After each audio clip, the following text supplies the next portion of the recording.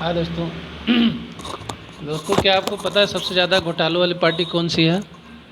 सबसे ज़्यादा घोटाले वाली पार्टी है कांग्रेस, जिसने सबसे ज़्यादा घोटाला किया है। आप पढ़ सकते हैं, आप देख सकते हैं, गूगल भी सर्च कर सकते हैं और कई किताबें भी छपी हैं, वो भी पढ़ सकते हैं, न्यूज़ भी पढ़ सकते हैं। उसके बाद में बहुत सारे पार्टियों में घोटाला हुआ, मतलब सारी पार्टियों में घोटाला हुआ, कहीं कम कहीं ज़्यादा। इससे फ़ायदा किसका हो रहा है? जनता का फ़ायदा हो रहा है, देश का फ़ायदा हो रहा है, या किसका फ़ायदा हो रहा है? घोटाले से किसका फ़ायदा हो रहा है? आपको पता है, जैसे परिवार में अगर कोई व्यक्ति सही ढंग से नहीं चलता है, अपना खर्चा सही ढंग से नहीं चलाता या सही ढंग से परिवार को नहीं चलाता है, तो उस परिवार में कुछ टाइम आने के बाद में चीज़ों की दिक्कतें हो जाती, खाने पीने की दिक्कतें हो जाती है और बहुत सारी चीज़ों पे दिक्कतें हो जाती। उसी तरीके से जब देश को अच्छे से नहीं चलाया जाएगा, अच्छे से नहीं देखा जाएगा, तो देश में भी दिक्कतें आएंगी। जो दिक्कतें आती हैं वो दिक्कतें आती हैं घोटालों की वजह से। जैसा कि अपने देश में भिन्न भिन्न प्रकार के घोटाले हुए हैं और इतने सालों में आप इतिहास उठा के देख लीजिए। 1857 में पहली बार जब क्रांति के लिए मंगल पांडे ने मतलब गाय की चर्बी से जो बंदूक बनते थे उस पर विरोध किया। वहाँ ईमानदारी थी, सच्ची ईमानदारी, सच्ची निष्ठा से वहाँ से लोग अपना काम करना शुरुआत किए। और आते आते आते आते जिन लोगों ने देश को आज़ाद कराया, जिन लोगों ने देश के लिए अपना बलिदान दिया, अपनी जान दी, उनके लिए किसी ने कुछ नहीं किया, कुछ भी नहीं किया। उनको भुला करके अपनी राजनीति की रोटियां सेकने लगे और घोटाले का सिस्टम चालू हो गया। 1947 में अपना देश आज़ाद हुआ। 1947 से पहले भी बहुत सारे घोटाले हुए थे, उसके बाद भी बहुत सारे घोटाले हुए हैं, जिसमें सबसे ज़्यादा राज्य जो राजकाज बोल सकते हैं आप, वो कांग्रेसियों का था सबसे ज़्यादा। और कोई पार्टी नहीं थी और कोई वो नहीं था और कोई नेता नहीं थे। उन्होंने क्या कहते हैं अपनी पार्टी को क्या शिक्षा दी, किस तरीके से शिक्षा दी, क्या बनाया, क्या किया, वह आप भली भांति ही जान सकते हैं। उन्हीं की पार्टी में कुछ लोग जो ईमानदार हुए, क्योंकि कहते हैं कि आप बेईमानी मतलब बेईमानी भी ईमानदारी से करनी चाहिए।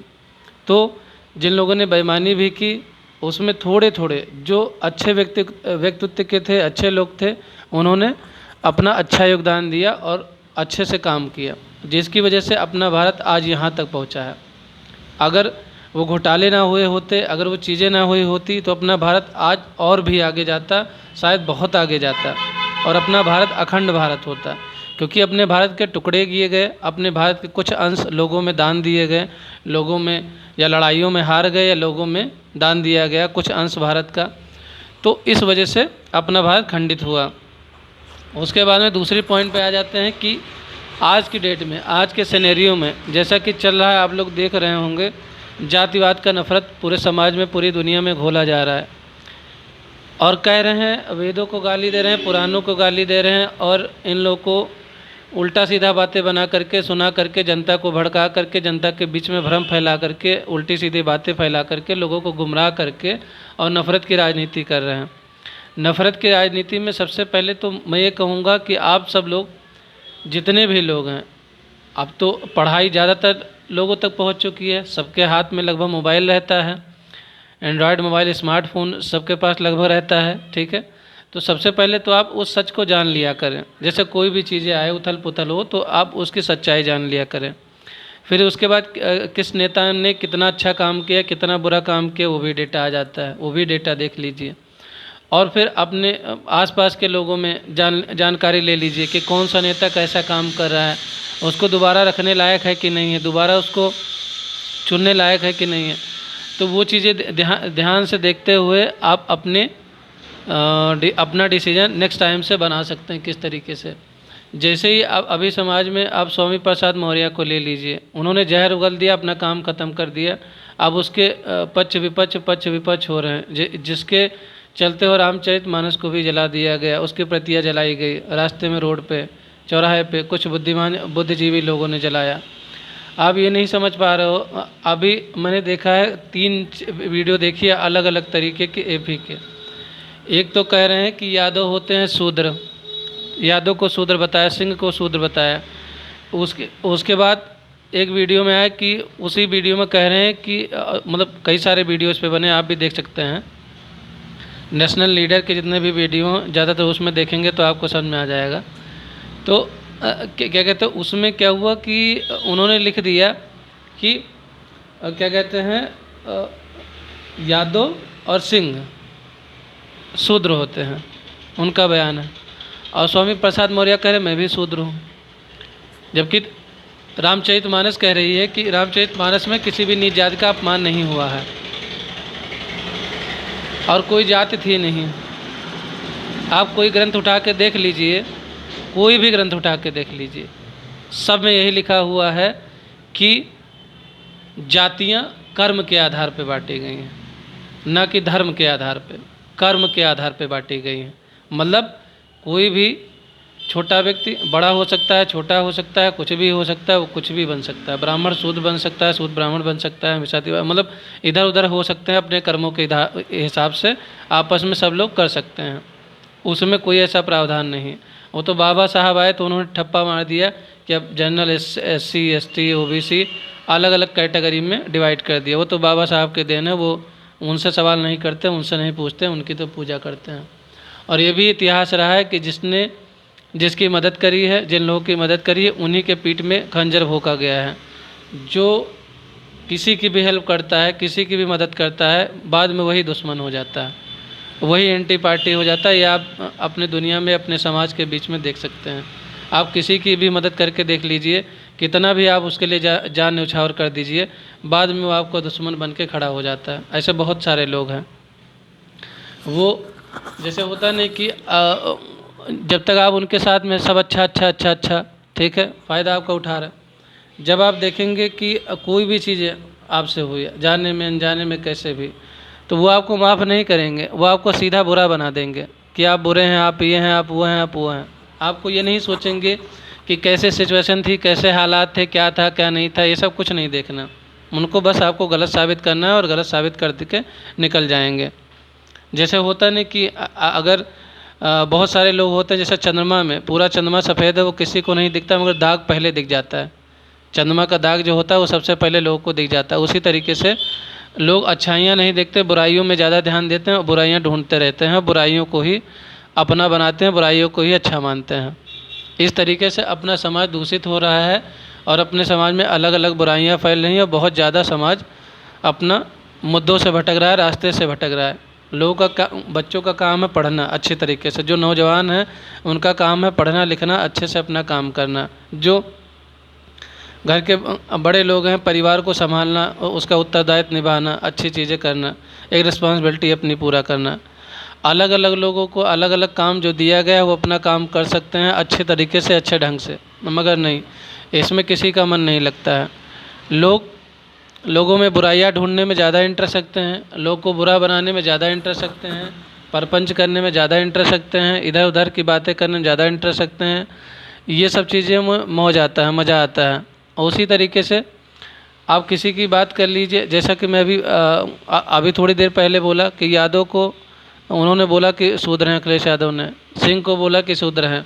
तो मैं उनसे जानना चाहता हूँ, पूछना चाहता हूँ कि उनके हिसाब से कृष्ण भगवान भी शूद्र हैं और राम जी भी शूद्र हैं। तो अगर ये दोनों शूद्र हैं तो शूद्र की पूजा कर रहे हैं ब्राह्मण, और अगर ब्राह्मण शूद्र की पूजा करता है तो ब्राह्मण गलत करता है क्या? जबकि शूद्र मना कर रहे हैं कि आज से हम भगवान राम की पूजा नहीं करेंगे, कृष्ण की पूजा नहीं करेंगे, मंदिरों में नहीं जाएंगे, क्योंकि वो उन्हीं के समाज के लोग हैं। उनकी कह रहे हैं हम पूजा नहीं करेंगे, उनकी कह रहे हैं हम पूजा नहीं करेंगे, उन्हीं के समाज के लोग, उन्हीं लोग हैं, कह रहे हैं उनकी पूजा नहीं करेंगे। और ब्राह्मण जो उनकी पूजा कर रहा है, उन्हीं के जाति की पूजा कर रहा है, उनको वो क्या बोल रहे हैं कि गलत है, उनको और जलील कर रहे हैं, गलत ठहरा रहा है। तो ये नहीं सोच रहे हैं कि जब एक ब्राह्मण यादव की पूजा करता है, क्षत्रिय की पूजा करता है, तो वो क्या है? अखिलेश यादव के हिसाब से तो उनके हिसाब से शूद्र हुआ, तो ब्राह्मण तो शूद्र की पूजा करता है, यानी कि ब्राह्मण बहुत अच्छा है, ब्राह्मण नर्म स्वभाव का है, सबकी इज्जत करता है, सबकी रिस्पेक्ट करता है, सबका ध्यान देता है, सबका ख्याल रखता है, आस्था में विश्वास रखता है, लोगों की भावनाओं को ठेस नहीं पहुंचाता है, लोगों को बुरा नहीं कहता, लोगों की बातें सुनता रहता है। वो सहिष्णु हैं, लोग कुछ उल्टा सीधा नहीं बोलता है, धैर्य की एक मूर्ति होती है, उसके अंदर बहुत सारी चीज़ें होती है, बहुत सारी क्वालिटी होती है, वो चीज़ें आपको नहीं दिखती है। एक ब्राह्मण ने ही बाबा साहब को इतना बड़ा बनाया, ये ऐसी जगह पहुंचाया। एक क्षत्रिय ने उनको बड़ा बनाया, एक ब्राह्मण ने अपना नाम दिया। मगर ये चीज़ें आप नहीं कहेंगे, ये बातें आप नहीं कहेंगे, क्योंकि आप ऐसा बोल देंगे तो सारा विवाद खत्म हो जाएगा, सारा लड़ाई खत्म हो जाएगी, सारा झगड़ा खत्म हो जाएगा। तो ये बात आप बोलेंगे नहीं, क्योंकि आपको पता है कि अगर ऐसा बोलेंगे तो विवाद खत्म हो जाएगा। आप ये नहीं बोलेंगे, जिस तरीके से वीडियो में लोग बना बना के शेयर करें, आप ये नहीं बोलेंगे कि उनके हिसाब से कृष्ण भगवान भी सूदे थे और राम भी सूदे थे, जिनकी पूजा आज आज तक ब्राह्मण करता आ रहा है, ये आप नहीं बोलेंगे। तो शूद्रों के हिसाब से, अगर उनके हिसाब से ये जातियाँ हुई, जबकि जात व्यवस्था नहीं थी, पहले वर्ण व्यवस्था थी, कर्म के आधार पे बांटा जाता था सबको। मगर नहीं, आपको फालतू बकवास करनी है, करा लो। ताड़ना का मतलब होता है देखना, देखभाल करना, ध्यान देना। उसका मतलब कोई शिक्षा लिख रहा है, कोई मारना लिख रहा है, कोई पीटना लिख रहा है, अवधी भाषा है ताड़ना। उसके बाद में शूद्र का मतलब निकाल दिया कि शूद्र मतलब किसी जाति से है, यादव हैं, पारसी हैं, ये हैं, वो हैं, ओबीसी में आता है, उनको ये मतलब है, जबकि उसका एक कतई मतलब नहीं है। शूद्र का मतलब होता है वंचित लोग, जिन लोग को कोई भी सुख सुविधा ना मिली है, ना मिल रही हो, उनको ध्यान देने योग। ताड़ना का मतलब उनके ऊपर ध्यान देना है कि वो वंचित ना रह जाएं।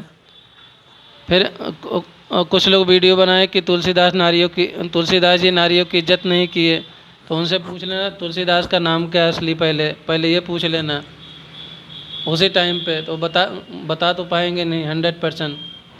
दूसरी बात पे आते हैं। दूसरी बात यह है कि तुलसीदास जी ने कभी नारियों का अपमान नहीं किया। उन्होंने सुपनखा तक का अच्छा बताया, माता कह की उसमें रिस्पेक्ट दिखाई है, सबके रिस्पेक्ट उन्होंने दिखाई, सीता माता की सबके रिस्पेक्ट उन्होंने दिखाई है। आप पूरा रामचरितमानस पढ़ करके देख लीजिए और उसका अर्थ जान लीजिए, आपको समझ में आ जाएगा। मगर जिनको फालतू अपनी राजनीति करनी है, देखो मैं सही बताऊं, नेताओं ने देश को लूटने के अलावा कोई काम नहीं किया, मैं सही बता रहा हूं। गए वहाँ पे अपनी झोली भरी, जनता को बेवकूफ़ बनाया, उनको लूटा, नोचा, घसोट करके अपना जेब भरा, और 5 साल बाद आप खुद ही गद्दी से उतार देते हैं, 10 साल बाद। मगर पैसा थोड़ी छीन के उतारते हैं, उनका पैसा नहीं छीनते ना, आप सिर्फ गद्दी जाती है, फिर वो लड़ते हैं, कभी आता है फिर लड़ लेंगे। तो और तब तक जनता को गुमराह कर लेते हैं। जितने भी नेता आते हैं पैसा लूटते हैं, निकल लेते हैं, जन तक पैसा लूटते हैं, निकल लेते हैं, जन तक पैसा लूटते हैं, निकल लेते हैं। आप खुद ही उतार देते हो, तो वो पैसा अपना खर्चा, जब तक खर्चा होता है 10 साल 5 साल में, तब तक आप फिर उन्हीं को बैठा देते हो। वही निरंतर प्रयास चलता रहता है।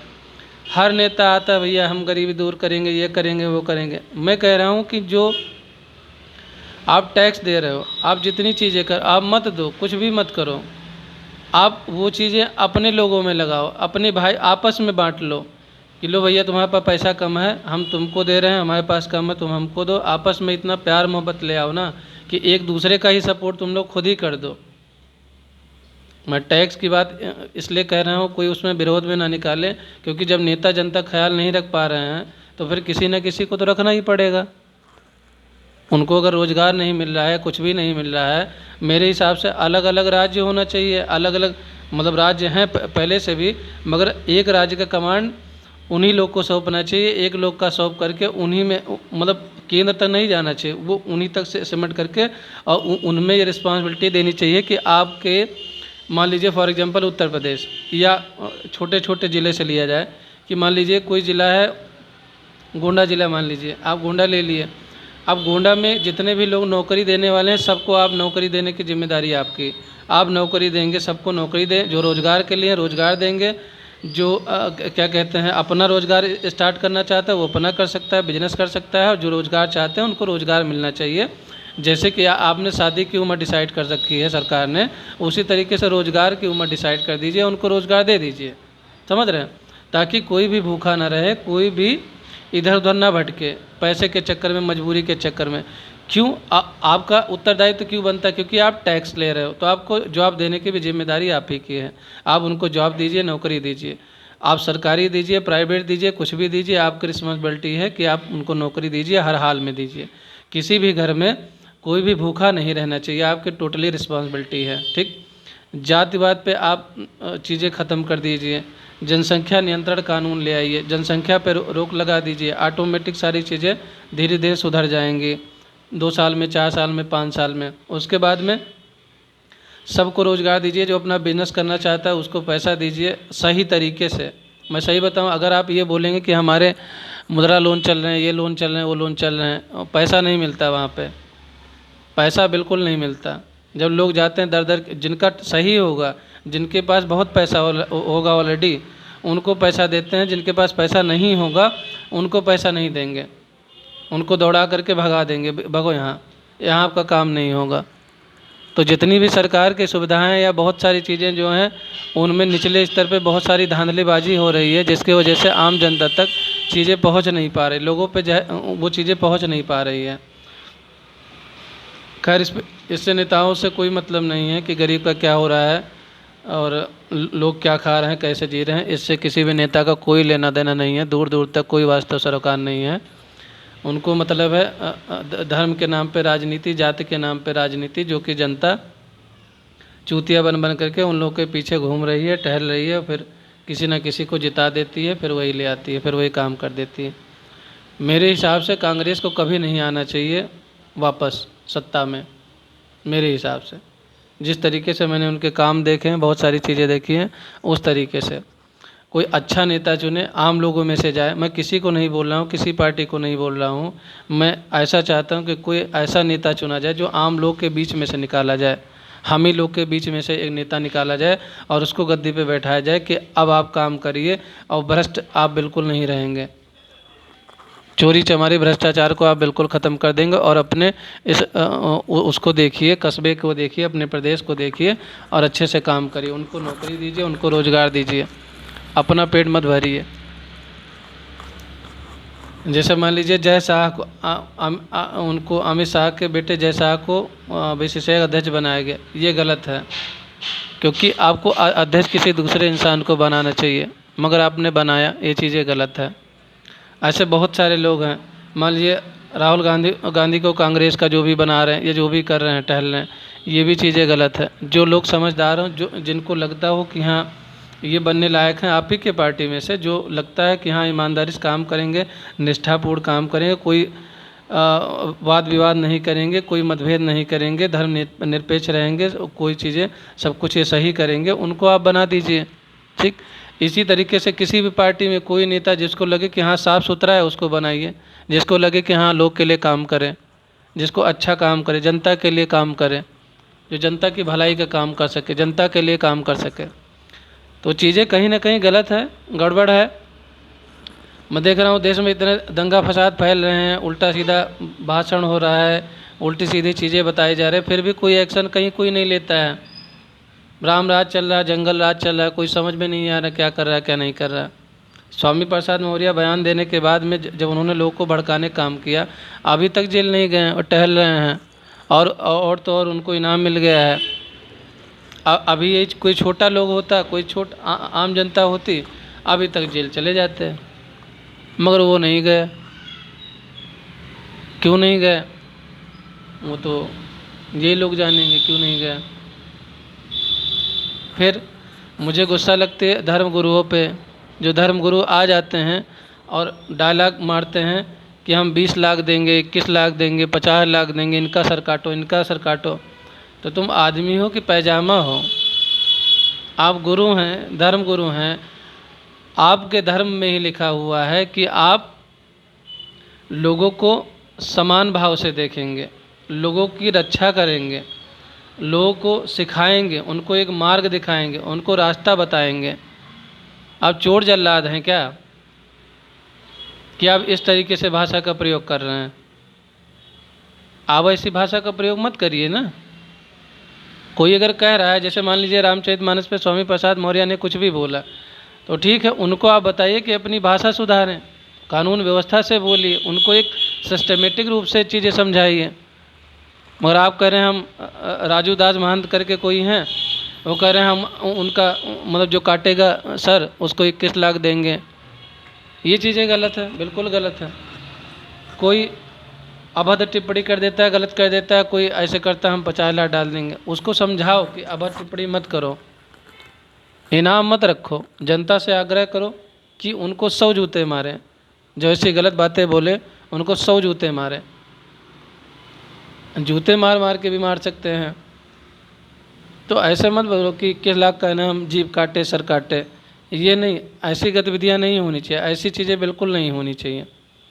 पहली बात तो आप साधु महात्मा, आप अपना काम करिए, आप पूजा पाठ करिए, अपना भगवान में ध्यान लगाइए, आपका ये काम नहीं है। मैं बता दूं, मैं खुद हिंदू हूँ, ब्राह्मण हूँ, फिर भी मैं जो गुरु ऐसा काम करता है मैं उनके खिलाफ़ हूँ। क्यों खिलाफ़ हूँ? क्योंकि आप जो आपको काम दिया गया है, जो आपको काम सौंपा गया है, जिनके लिए आप गए हो, आप वो काम करो ना। आप भगवान की पूजा करो, भगवान में आस्था लगाओ, भगवान के लिए करो। आप ये डकैतों की तरह, आतंकवादियों की तरह आ करके हम 21 लाख देंगे, 20 लाख देंगे, 50 लाख देंगे, ये चीज़ें गलत है, बिल्कुल गलत है। आपको ऐसा नहीं बोलना चाहिए। और जो लोग ऐसा जैसे मान लीजिए किसी ने नीचता की है तो आप भी नीचता कर रहे हैं। अगर कुत्ते ने काट लिया तो आप भी कुत्ते को काटने को दौड़ रहे हैं, वो काट भी रहे हैं। ये चीज़ें सही नहीं है ना। आप उसको ख़त्म करिए, उनको समझाइए अच्छे से कि हाँ भैया ऐसा न करें।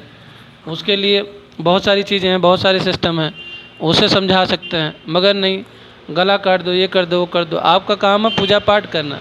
आप अच्छे से लोगों को समझाइए, लोगों को अच्छा उपदेश दीजिए, अच्छी अच्छी बातें बताइए, अच्छी अच्छी चीज़ें पढ़ाइए। उनको सर काटने के बारे में तो एटलीस्ट न पढ़ाइए। हम जिहादी नहीं हैं, हम आतंकवादी नहीं हैं, हमारा समाज ऐसा नहीं है, ना ये हमारा धर्म सिखाता, ना ये हमारा शास्त्र सिखाता, ना कोई ऐसा सिखाता है। अब कुछ लोग ऐसा बोलेंगे कि नहीं, हमारे धर्म में तो लिखा है कि ऐसा ऐसा होना चाहिए, जो अधर्म करे उनका सर काट देना चाहिए। तो हमारे धर्म में ये भी लिखा है कि जो ऐसी बातें बोले उसका भी सर काटना चाहिए। समझ रहे हैं? तो आप किसी के भी भावना को ठेस, जैसे मान लीजिए स्वामी प्रसाद मौर्य ने कुछ बोला तो धीरे धीरे धीरे धीरे उनके खिलाफ कुछ ना कुछ हो करके काम होगा। ठीक, आप आवाज़ उठा रहे हैं, अच्छी बात है, मगर आवाज़ उठाइए एक सही ढंग से कि इनके ऊपर कार्रवाई होनी चाहिए, ये उठाइए आवाज़। ये मत उठाइए कि सर काट देंगे। ठीक है। दूसरी बात, आप अपना पूजा पाठ करिए, अपना मतलब ऐसा लगे कि हाँ ये हमारे भारत के साधु संत हैं, साधु महात्मा, ऐसा लगे जो आप, क्योंकि आप अपने देश की छवि को समाज में, देश में एक उजागर कर रहे हैं। तो ऐसा न लगे कि यार मंदिरों में डकैत बैठे हैं या मंदिरों में आतंकवादी बैठे हुए हैं जो सर काटने की बात करते हैं, ऐसा नहीं लगना चाहिए। ये चीज़ें बिल्कुल गलत है। अब आ जाते हैं दूसरे चीज़ों पे। अखिलेश यादव जी ने जो बयान दिया वो भी बिल्कुल सरासर गलत है, क्योंकि वर्ण व्यवस्था, जाति व्यवस्था उस तरीके नहीं थी, मैं 50 बार बोल चुका हूँ। तो वो सुधार करना चाहिए। फिर उसके बाद में एजुकेशन सिस्टम को सुधारना चाहिए। नेताओं को चाहिए कि अपना काम करें जिसके लिए उनको चुना गया है। अच्छा, जनता नेताओं को क्यों चुनती है बताइए?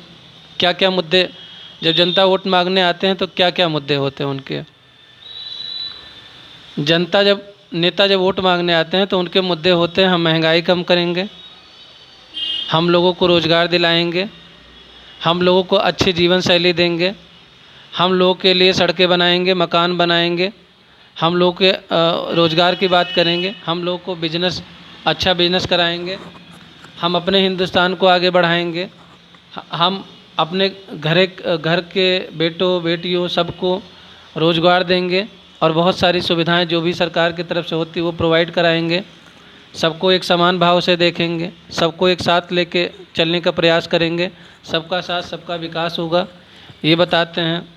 भारत की बेटियों को पढ़ाया जाएगा, सम्मान दिया जाएगा, उनको आगे बढ़ने की प्रेरणा दी जाएगी। यही सब बातें सारे नेता बोलते हैं। अब नेता जीत गए, नेता जीतने के बाद क्या करते हैं? रोज़गार, किसने बोला था रोज़गार? जाओ रोज़गार करो यार, मेहनत करो, कमाओ खाओ, मेहनत करो, 4 पैसा कमाओ। ठीक है। घर नहीं बना है, अरे बना देंगे, ठीक है, कोई बात नहीं, आवास योजना चल रहा है, उसी में जाओ देखो, पर्चा भरो, फॉर्म भरो, नाम आ जाएगा तो ले लेना, और क्या उसमें क्या है। अनाज, अरे जाओ 2-2 किलो 4-4 किलो बट रहा है, महीने भर खाओ, 2 किलो में महीने भर खाइए। महंगाई, अरे महंगाई अब वो बढ़ रहा है तो महंगाई भी बढ़ेगी, उसमें क्या है। सुरक्षा, अब सुरक्षा इतने सारे आतंकवादियों को, इतने सारे लोग आपस में ही जब बैठे हैं तो सुरक्षा कहाँ से हम दे दें। जब सब लोग एक दूसरे को मारने काटने तैयार है तो सुरक्षा कहाँ दे दें। तो किसी भी टॉपिक पे बात करा लो, ऐसे पलटी खा जाएंगे कि जिसका जवाब नहीं। जबकि आप देखिए, कभी भी आप ध्यान दिए होंगे कि जो नेता पहले चुना जाता है तब उसकी संपत्ति जांच करवाइए, और वो चुनने के बाद में जब 5 साल 10 साल राज कर ले उसके बाद उसकी संपत्ति देखिए, आपको फ़र्क नज़र आएगा। नेताओं में एक खास बात ये होती है कि उनका टेस्ट नहीं होता है, उनका इंटरव्यू नहीं होता है। इंटरव्यू मतलब कि इंटरव्यू के बिहाफ पे उनका सिलेक्शन हो। वोट देते हैं, वोट पैसे से खरीद लिए जाते हैं, पैसा दे करके, दारू की बोतल दे करके, और कुछ इधर उधर लालच दे करके वोट मिल जाते हैं। अगर उन्हीं का कंपटीशन एग्ज़ाम बैठा दिया जाए तो मुझे लगता है 90% नेता तो फेल हो जाएंगे, गारंटेड 90% नेता फेल हो जाएंगे उस एग्ज़ाम में। आप सारी चीज़ें बात करेंगे, 90% फेल हो जाएंगे। तो जब नेता उस लायक नहीं है जिसके लिए आपने उनको चुना है, तो वो अपना काम करेंगे कि आपका काम करेंगे। आपको पता होगा शायद, या नहीं पता होगा कि कोई भी पुलिस आपको गाली नहीं दे सकती है, गाली नहीं दे सकती है, मगर आप बोलते नहीं तो लेके जाती है, पकड़ के गाली देती है, क्योंकि आपको पता नहीं है। जो चालान काटते हैं वो आपके बाइक की चाबी नहीं निकाल सकते हैं, मगर निकाल लेते हैं, सबसे पहले चाबी निकालते हैं, क्योंकि आपको पता नहीं है। और बहुत सारी ऐसी चीज़ है जो आपका हक है, आपका मानव अधिकार है, जो आप कर सकते हैं, वो चीज़ें आपको पता ही नहीं है। क्यों? क्योंकि आपने कानून को पढ़ना छोड़ दिया, आपने ग्रंथों को पढ़ना छोड़ दिया, आपने मतलब जितनी भी किताबें जो एक्चुअल में पढ़ना चाहिए वो कोई नहीं पढ़ाता है। स्कूलों में क्या पढ़ाते हैं? 2+2 का होल स्क्वायर बराबर a+b का होल स्क्वायर बराबर a² + b² + 2ab। ये कहाँ काम आता है ज़रा बताना। आप कोई बिजनेस करते हो तो ये काम आता है, a² + b² ये काम आता है। आप कोई गाना गाने जाते हो संगीत में तो आपको काम आता है। आपके मैच खेलने में आपका गणित काम आता है। आप कोई भी काम करते हो ये काम आता है, a + b + c कोई काम आता है? आता है? नहीं आता। क्यों नहीं आता है? अगर आता नहीं है तो पढ़ाया क्यों जाता है फिर फालतू में? ताकि आपका टाइम पास हो सके। और कितना टाइम पास? 25 साल। हमारे यहाँ पे एजुकेशन सिस्टम, कोई भी बच्चा जोड़ लीजिए 25 साल में उसका एजुकेशन कंप्लीट होता है। 24 साल 25 साल में एजुकेशन उसका कंप्लीट होगा। उसके बाद तुम आओगे रोज़गार मांगने, जो कि तुमको मिलेगा नहीं। तो एक सरकार के पास 25 साल का टाइम रहता है। सोच लिए 25 साल कि ये बच्चा पैदा हुआ है, 25 साल बाद इसको रोज़गार देना है, तब भी उसकी तैयारी अच्छे से नहीं हो पाती है। क्यों? क्योंकि उनको पता है हम 5 साल रहेंगे, जो आएगा अगला आएगा देखा जाएगा, या हम 10 साल रहेंगे जो अगला आएगा देखा जाएगा। जब जनता हमारी नहीं हमको खींच लेती है तो हम क्यों जनता के लिए काम करें? हम क्यों काम करें जनता के लिए? हम भैया 5 साल 10 साल आएँ, जितना माल भर सकते हैं, जितना माल इकट्ठा कर सकते हैं माल इकट्ठा करो, चलो चलते बनो। ज़्यादा जनता के चक्कर में मत पड़ो। जनता किसी की नहीं होती है, आज बदल जाए कल बदल जाए, क्या हो पता नहीं। तो अपना काम करो, मलाई चाटो, कद्दा भरो, निकलो। ये होती है सरकार। तो ये चीज़ें अगर देखा जाए तो सरासर गलत है। बहुत सारे मुद्दे हैं, बहुत सारी चीज़ें हैं, बहुत सारे उस पर मैं बात कर सकता हूँ या कह सकता हूँ। मगर अभी के लिए मैं इतना ही कहूँगा आप लोगों से कि जागरूक बनिए, अपने समाज को विषैला मत बनाइए, उसे मैला मत कीजिए। आपस में भाई भाई बन के सब रहिए, आपस में एक रहिए, एक दूसरे को प्यार दीजिए, एक दूसरे को सम्मान दीजिए, एक दूसरे पे भरोसा करिए, अच्छे से रहिए, अपना रिलेशन मत बिगाड़िए, अच्छे से एक दूसरे पे भरोसा करना सीखिए और मजबूत बनिए और अपने देश को आगे ले जाइए, अपने समाज को आगे ले जाइए।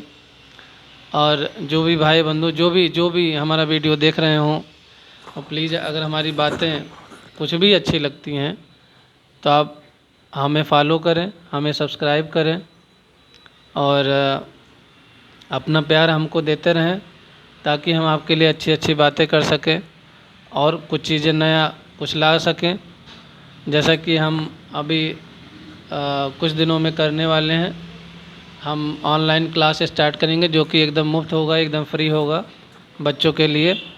तो जो भी क्लास पढ़ना चाहेंगे वो आप लोग कमेंट में लिख दीजिएगा, जो भी क्लास होगा। तो हम क्लास जब अपनी शुरुआत करेंगे तो उसमें उनका हम एडमिशन कर लेंगे। तो हमारा वीडियो लाइक कर दीजिएगा, आप लोग प्यार दीजिएगा और सब्सक्राइब कर लीजिएगा यूट्यूब चैनल पे, फेसबुक पे, इंस्टाग्राम पे, जहाँ पे भी आप देखें। और अपना ख्याल रखें और आपका क्या विचार है जो हमने बताया इस पे, उसको भी ज़रूर साझा करें और बताएं कि इसमें हम क्या सुधार कर सकते हैं, या जो भी चीज़ें आप अपने हिसाब से बता सकते हैं। बहुत बहुत धन्यवाद आप लोग का।